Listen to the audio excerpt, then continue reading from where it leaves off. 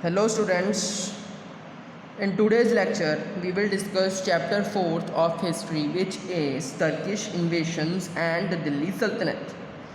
In this chapter we will discuss Turkish invasions under Mahmud of Ghazni and Muhammad Ghori, establishment of Delhi Sultanate and rulers of slave dynasty.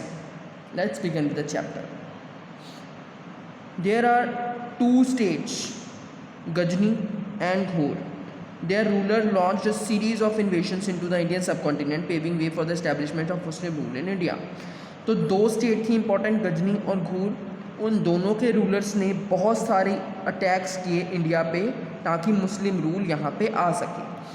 After the decline of the Gupta empire, the next notable ruler in India was Harshvardhan. Harshvardhan ruler था Gupta empire के बाद जब decline हो गई थी, तो जिसने 606 to 647 CE तक रूल किया. उसकी डेथ के बाद जो उसका किंगडम थी वो छोटी छोटी टेरिटरीज़ में बट गई. कोई भी ऐसा रूलर नहीं था, पावरफुल रूलर, जो उसको संभाल सके, मतलब वो बंट चुकी थी. तो इसी चीज़ का फ़ायदा उठा के जो फॉरेन इन्वेडर्स थे, फॉरेन अटैकर्स थे, उन्होंने इंडिया को लूटा बहुत बुरे तरीके से. तो Turkish invasions, the Turks invaded, looted and plundered India repeatedly and establish their power in the country. The two most, वही ना कि जब कोई पावरफुल किंगडम ही नहीं है इंडिया में, तो टर्किश इन्वेशंस हुई, अटैक्स हुए, उन्होंने इंडिया को बहुत बुरी तरह से लूटा और अपना रूल इंडिया में कायम किया, अपनी पावर इंडिया में बढ़ाई. ठीक है, सबसे पहले किसके बारे में पढ़ेंगे हम? महमूद ऑफ गजनी के बारे में. Mahmud of Ghazni was an ambitious and powerful Turkish sultan of Ghaznavid dynasty. To fulfill his political ambition, Sultan Muhammad needed money. He was attracted to the immense riches in the temples of North India. तो अब जो Mahmood of Ghazni था वो powerful ruler था, powerful Turkish सुल्तान. वो अपने मतलब ये चाहता था कि सारा मतलब उसके अंडर में बहुत कुछ हो, रूल हो उसके अंडर में सारा वो सारा जहान जीतना चाहता था. तो इसके लिए उसे क्या चाहिए था? मनी चाहिए थी. ठीक है, तो उसको अट्रैक्ट किया किसने? नॉर्थ इंडिया के जो टेम्पल्स थे, बहुत ज़्यादा वहाँ अमीर थे उस टाइम पे, बहुत ज़्यादा सोना था वहाँ पे. With the loot from these temple the sultan aim to build a powerful army to establish territorial kingdom in central Asia. तो वो ये सोना जीत कर, ये मनी जीत कर अपनी जो आर्मी थी उसको इतना पावरफुल करना चाहता था कि वो अपना किंगडम है उसको एक्सपैंड कर सके सेंट्रल एशिया में. ठीक है, तो नॉर्थ इंडिया में उस टाइम पे बहुत सारे अलग अलग राजपूत थे जो रूल कर रहे थे, जिनकी आपस में ही लड़ाई चलती रहती थी. इसी चीज़ का फ़ायदा उठाकर जो महमूद ऑफ गजनी था उसने क्या किया? 17 बार इंडिया के ऊपर अटैक किया अपने 27 ईयर्स के स्पैन में. मतलब 1000 से लेके 1027 CE तक उसने 17 बार इंडिया को लूटा. उस पहले तो उसको किंग जयपाल और उसके सन से थोड़ी सी लड़ाई वगैरह झेलनी पड़ी, पर बाद में उसको कोई प्रॉब्लम नहीं आई. बैटल ऑफ वाही हिंद हुई 1001 CE में. Waihind also known as Hind was the capital of Hindu Shahi king Jaipal. His vast kingdom extended from modern day Punjab to Afghanistan. उसकी किंगडम, जयपाल की किंगडम पंजाब से लेके अफगानिस्तान तक फैली हुई थी. ठीक है, पर महमूद ऑफ गजनी ने उसे डिफीट कर दिया बैटल ऑफ वाहिंद में. फिर हुई बैटल ऑफ वाहिंद 1008 CE में उसके ही सन अनंतपाल से. ठीक है, gaining the support and alliance of several powerful rulers of western and central Indian, Anantpal try to defend the kingdom against Mohammad. उसने अब बहुत सारे रूलर्स को इकट्ठा करके जो उसके खिलाफ, महमूद ऑफ गजनी के खिलाफ खड़ा किया. However all efforts provide futilize Mahmud of Ghazni, पर फिर भी जो महमूद ऑफ गजनी था उसने आनंदपाल को हरा दिया बैटल ऑफ वाहिंद 2 में. अब उसके बाद लेटर रेट्स क्या थी? पहले तो उसको झेलनी पड़ी. Then after initial victories Mahmud of Ghazni focused on looting the temples of north India. उसने नॉर्थ इंडिया के टेम्पल्स को लूटा उस टाइम पे. ठीक है, ये जो टेम्पल्स थे ये बहुत प्रीशियस थे इंडिया के लिए, क्योंकि यहाँ पे बहुत ज़्यादा सोना, बहुत ज़्यादा खजाना था. ठीक है, उसने जो सिटीज़ को लूटा वो कौन सी थी? मथुरा, नागरकोट, कांगड़ा, थानेश्वर, कन्नौज. ठीक है, उसने इनके जो टेम्पल्स थे उनको तबाह कर दिया और उनके खजानों को लूट लिया. However the most significant of Mahmud's attack was the loot of the temple. Somnath temple को लूटा था उसने. ठीक है, after 3 days of fierce fighting Mahmud defeated the Rajput army of 50,000 soldier and return home with immense wealth. तो जब उसने सोमनाथ टेम्पल को लूटा उस टाइम में 3 डेज़ उसकी फाइटिंग हुई थी राजपूत आर्मी के साथ। उसने उनको डिफ़ीट किया और वापस घर आया किसके साथ, बहुत सारे ख़जाने के साथ। तो Mohammad was successful in subjugating Indian kingdoms को उसने आराम से लूट लिया था, पर फिर भी उसका कोई एम्बिशन नहीं था इंडिया पे रूल करने का। वो सिर्फ चाहता था कि उसको वहाँ का ख़जाना मिल जाए, ठीक है। वो अपनी सिटी को सुंदर बनाना चाहता था, फाइनेंस को इकट्ठा करके, पैसों को इकट्ठा करके। Mahmud was known as pandit and idol breaker owing to his numerous loots in India. उसको पंडित और आइडल ब्रेकर भी बोला जाता है बिकॉज उसने बहुत ज़्यादा लूट की इंडिया में, दैट्स वाई, ठीक है। By the end of 12th century 5 major kingdoms were present in north India. These were 12वीं सदी के एंड तक जो 5 मेजर किंगडम्स थी, कौन सी थी, Chauhans of Delhi and Ajmer, the Rathores of Kannauj, the Chandelas of Bundelkhand, the Solankis of Gujarat, the Paramaras of Malwa, ठीक है। तो इनके पीरियड में इनको टर्किश इन्वेशन फेस करनी पड़ी मोहम्मद घूरी से, ठीक है। अब पढ़ेंगे हम मोहम्मद घूरी के बारे में। Ghur, a province near the city of Ghazni, was a vassal city of the Ghaznavid dynasty. However after the death of sultan Mohammad it become an independent state ruled by the brothers Ghiyasuddin Ghori and Muizuddin घूरी, ऑल्सो नोन एज मोहम्मद घूरी। Unlike sultan Mohammad Ghori not only aspired to plunder the rich but also to expand his region in the country. अब मोहम्मद घूरी जो थे वो सुल्तान मोहम्मद की तरह चाहते थे कि वो भी ख़जाना लूटे, पर वो ये भी चाहते थे कि उनका जो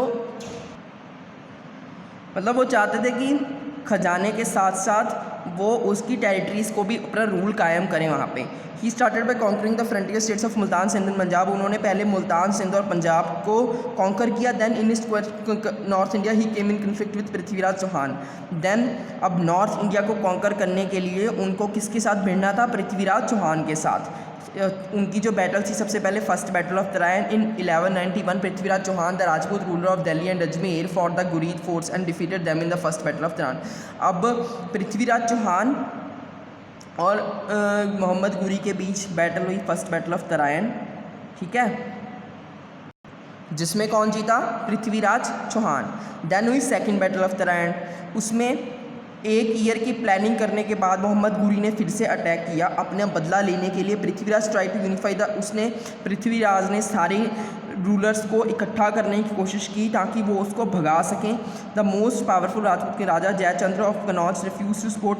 उस टाइम पे सबसे ज़्यादा पावरफुल थे राजा जयचंद्र, जिन्होंने रिफ्यूज़ कर दिया पृथ्वीराज के साथ खड़े होने के लिए। तो इसीलिए क्या हुआ कि मोहम्मद घूरी ने डिफीट कर दिया पृथ्वीराज चौहान को और मुस्लिम रूल की स्थापना की इंडिया में, ठीक है। देन आती है बैटल ऑफ चंदावर 1194 CE में। After occupying Delhi Mohammad attacked raja Jaichandra of Kannauj and defeat him at the battle of Chandawar in 1194। तो दिल्ली ऑक्यूपाई करने के बाद मोहम्मद घूरी ने किस पे अटैक किया, राजा जयचंद्र पे, जो पावरफुल किंग था कनौज, उसने डिफीट किया 1194 CE में बैटल ऑफ चंदावर में, ठीक है। तो अब क्या हुआ कि इसके साथ उसको किसका कंट्रोल मिल गया, नर्दर्न इंडिया का कंट्रोल मिल गया और उसकी जो पोजीशन थी इंडिया में वो बहुत ज़्यादा मजबूत हो गई।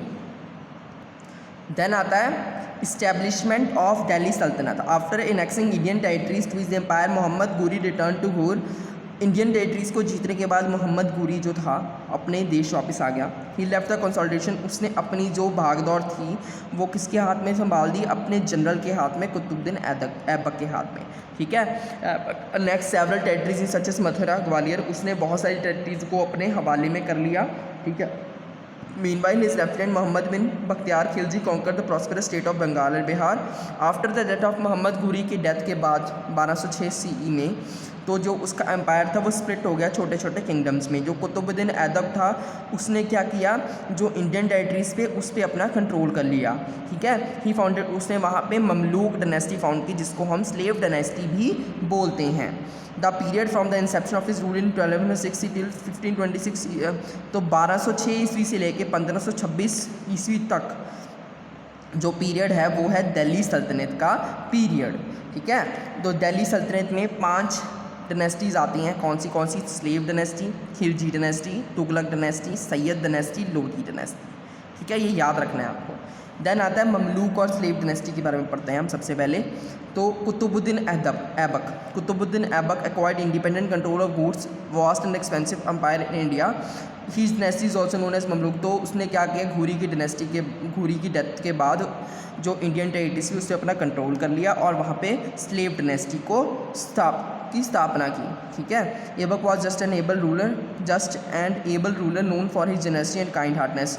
उसका जो हार्ट था वो बहुत ज़्यादा काइंड था, लोगों की तरफ दयावान था। So he was given the name Lakhbakhsh or giver of लक्ष। तो उसको टाइटल क्या मिला, लखबख्श और गिवर ऑफ लक्ष, ये याद रखना है।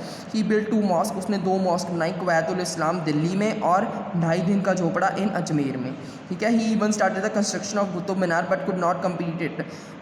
उसने कुतुब मीनार की कंस्ट्रक्शन तो शुरू की पर उसे कंप्लीट नहीं कर पाया है। But did not add to Turkish conquest India and died in 1210। तो 1210 ईस्वी में उसकी डेथ हो गई। देन आता है Iltutmish. After the death of Aibak his son in law, उसका जो दामाद था शमशुद्दीन इल्तुतमिश, उसने कंट्रोल किया स्लेव डिनेस्टी में। He is considered to be the real founder of Turkish rule in India. He was able to consider scattered Ghori territories under one strong well administered rule. उसने जितनी भी टेरिटरीज की घुरी की जो उसने जीती थी उसको एक स्ट्रॉन्ग रूल के अंडर में रखा। He crushed anyone who challenge his rule India, उसने सबको डिस्ट्रॉय किया जो उसको चैलेंज करता था।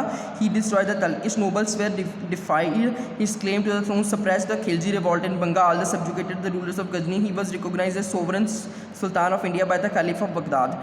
तो अब क्या किया उसने, अपनी पूरी पावर से अपने रूल को कायम रखा जब तक वो यहाँ पे रहा। Iltutmish also conquered the regions of the Rajput, उसने राजपूत रीजन्स को भी अपने हवाले में किया, जैसे उज्जैन को, रणथंभौर में मालवा को, ग्वालियर को। ठीक है, he refuse protection of the king of Khwarezm who was being pursued by the Mongols, thereby preventing a Mongol invasion apart from military press. Iltutmish had strong administrative skills. He military के साथ साथ उसका एडमिनिस्ट्रेटिव स्किल्स भी बहुत ज़्यादा high थी। He divided his empire into several provinces known as iqta, उसने अपने एम्पायर को अलग अलग इक्ता में डिवाइड कर दिया। ठीक है, विच वर जिसको कौन कौन चलाता था, इक्तादार चलाते थे। Iltutmish created an entire new class of ruling elite called the Chalisa or a group of 40। He was the first Turkish ruler to introduce coin system, उसने पहला टर्किश रूलर था जिसने क्वाइन सिस्टम को चलाया। He was a pattern of art and learning. He completed the construction, तो उसके जो कुतुब मीनार की कंस्ट्रक्शन किसने शुरू की थी, कुतुबुद्दीन ऐबक ने, और कंप्लीट किसने की, इल्तुतमिश ने। ठीक है, ही बिल्ट हिज ओन टॉम्ब इन ब्रांड सैंडस्टोन इन दिल्ली, उसने अपना जो टॉम्ब थी वो बनाई दिल्ली में। देन आता है Razia. Iltutmish had nominated his daughter Razia to succeed him. Iltutmish ने अपनी डॉटर को नॉमिनेट किया कि वो रूल करे अब यहाँ पे। However he was succeeded by son Ruknuddin Firoz. He incompetence and unpopularity give his sister Razia and opportunity to claim the throne. पहले उसके सन ने किया था पर वो इतना जो योग्य नहीं था संभालने के लिए। देन उसकी डॉटर को अपॉर्चुनिटी मिली थी कि वो संभाले। But Razia did not enjoy the support of Turkish nobles. Eventually with her political skills she von over majority of opposing leaders, पर उसको सपोर्ट नहीं मिला उतना टर्किश नोबल्स के, मतलब टर्किश रूलर से। तो क्या हुआ कि अपनी पॉलिटिकल स्किल से उसने कई लोगों को तो अपने साइड में किया। She was competent and brave ruler. Razia put on tunic and headdress of the man attire from day to day administration. She even abandoned the veil. She appointed not Turkish अबेन स्लेव मल्की to care superintendent of the stable. See this enraged the Turkish noble. These were rebellions in Delhi and elsewhere in Kingdom. Chalisa conspired and killed her in 1239 CE. इसके बारे में, रज़िया के बारे में ये याद रखना है कि पहली फीमेल सुल्ताना थी ये इंडिया में। ठीक है, देन आता है Nasiruddin Mahmud. For almost 6 years after Razia death the Delhi Saltanat faced a lot of inner chaos and struggle for the throne. अब रज़िया की डेथ के बाद अंदर ही अंदर बहुत सारी लड़ाइयाँ हुई थ्रोन के लिए। Eventually the youngest son of Iltutmish Nasiruddin Mohammad was crowned as next sultan. Nasiruddin Mohammad को नेक्स्ट सुल्तान बनाया गया। He was just and kind person but a weak ruler. वो अच्छा तो इंसान था पर वो रूरल वीक था। The responsibility of administration felled in the hands of nobles. Ghiyasuddin Balban the leader of the Chalisa ruled the Saltanat for a lengthy period of 20 years under the shadow of Nasiruddin. तो अब वो वीक था, इसीलिए जो रूल था वो किसके हाथ में चला गया, ग़ियासुद्दीन बालबान के हाथ में, जिसने 20 साल तक रूल किया। Ghiyasuddin Balban. After the death of Nasiruddin in 1266 Ghiyasuddin Balban extended the throne and rule for another 20 years। Nasiruddin की डेथ के बाद ग़ियासुद्दीन बालबान ने 20 साल तक राज किया। बालबान एक्सेंडेंसी to the throne marked the beginning of an era of centralized governance. He reorganized the political structure of Sultanate by decreasing the powers of the nobles and making the Sultan the absolute. उसने क्या किया कि जो छोटे मोटे लोग थे उनकी पावर्स को कम किया और जो सुल्तान था उसको मेन हेड बनाया, मेन सेंटर बनाया. He believe that the sultans were the representative of the god on earth and must be restored with equal devotion. And उसने कहा कि जो सुल्तान है वो एक तरह से भगवान के भेजे हुए फरिश्ते हैं, भगवान के ज़रिए वो रूल कर रहे हैं. He introduce the Persian customs of Sizda and Paibos. Anybody in his presence was expected to bow down and touch their forehead on the ground in respect and kiss the feet of the Sultan. ये माना है कि उस वो जो customs थे सारे रीति रिवाज मानते थे सिजदा और पाइबोस. उसका मतलब कि जो भी कोई उसके प्रेजेंस में आएगा उसको अपना सिर झुकाना पड़ेगा और ग्राउंड को अपना जो माथा है वो टच करना पड़ेगा और सुल्तान के पैरों को चूमना पड़ेगा. ठीक है. देन आता है बालबान followed a policy of blood and iron and crushed any rebellion with the heavy hand. बालबान ने सारे जितने भी अटैकर्स थे जिन्होंने उन पर अटैक किया उन सभी को क्रश किया अपने पावर के साथ. He kept the nobility under strict control and created a strong spy system to keep them in check. उन्होंने एक डिटेक्टिव सिस्टम भी बनाया जिसके जरिए उनको अंदर की सारी बातें पता लगती रहें. He establish security and stability in the kingdom by strengthening the army. उन्होंने अपनी आर्मी को भी स्ट्रेंथन रखा, मतलब जोड़ के रखा और मजबूत रखा. This led to favourable condition for the development of agriculture, trade and commerce in the city which led to the prosperity in the kingdom. जिसकी वजह से क्या हुआ कि एग्रीकल्चर और व्यापार बढ़ा और किंगडम का डेवलपमेंट हुई. Balban also fortified his kingdom to prevent the invasions of the Mongol and others. Balban died in 1286 CE. 1286 ईस्वी में उसकी डेथ हो गई. His successors were weak and incompetent. उसके जो सक्सेसर थे जिन्होंने उसके बाद रूल को संभाला वो वीक थे. The slave dynasty came to an end within 3 years of Balban death. The slave dynasty 3 साल बाद बालबन की ख़त्म हो गई.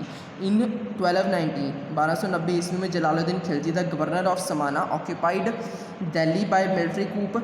अब जलालुद्दीन खिलजी ने दिल्ली को ऑक्यूपाई किया और खिलजी डायनेस्टी की स्थापना की.